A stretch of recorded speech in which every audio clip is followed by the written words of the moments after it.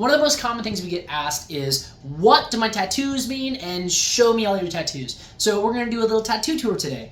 We're going to start with my right arm, and I'm just going to kind of explain it. So this is my Norse-inspired arm. It is a mix of authentic Norse symbols and Norse-inspired symbols and iconography. So let's start from the top. This is the Idosiamar, which in and of itself, like this symbol here is not authentic. It's not actually something that's like old and of the Viking times, but the reference to it is from the story of Sigurd and Fafnir the dragon, and it's the Helm of Awe. And so it's actually kind of cool because it's one of the inspirations for the Ring of Power in the Lord of the Rings. It's a whole thing about how it can grant invisibility and some other stuff. It's cool. It's a cool story.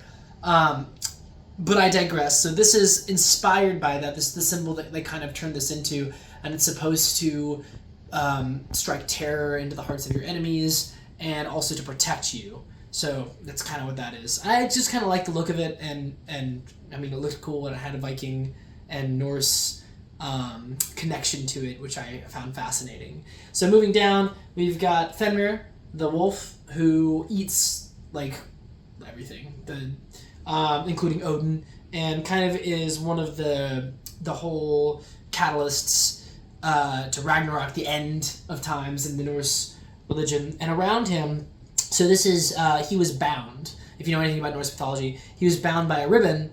The gods tricked him and bound him with a ribbon. It's a whole cool story. Go check it out. But this is the ribbon being broken, and that's part of the story. When he breaks his bonds, Ragnarok begins. Or it's one of the things that happen when Ragnarok begins. And on this is some of the lines from Ragnarok from the Poetic Edda. So this is Axe Age, Sword Age, Shields Cloven, Wind Age, Wolf Age.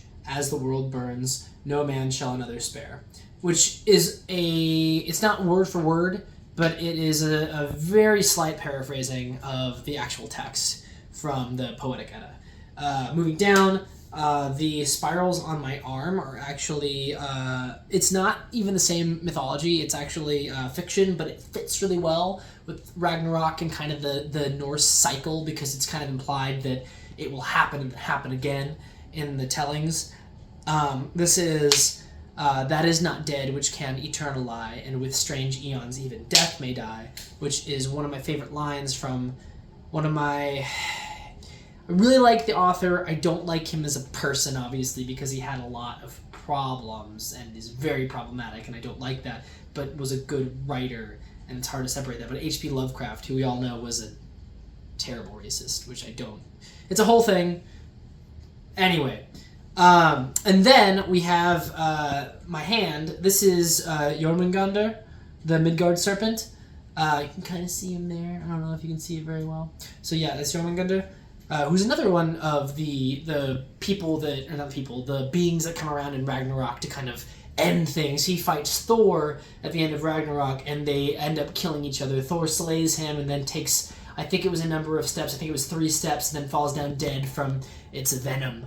And then on my fingers, this is the fun one. This says Mord, which translates to murder, which is a reference to the murder hit, or the murder strike, Mordschlag, because I can go up to people and go, boop, Mordschlag. But it also just kind of a fencing thing.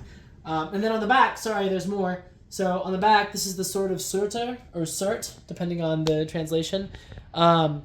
The fire giant, who is actually the one who kind of ends everything in the Norse mythology. Like, he comes and he burns down all the realms, kind of like it's not necessarily stated as much, but like from implication it feels like he is the most powerful of all of the beings, because he ends everything. So this is my Norse inspired sleeve.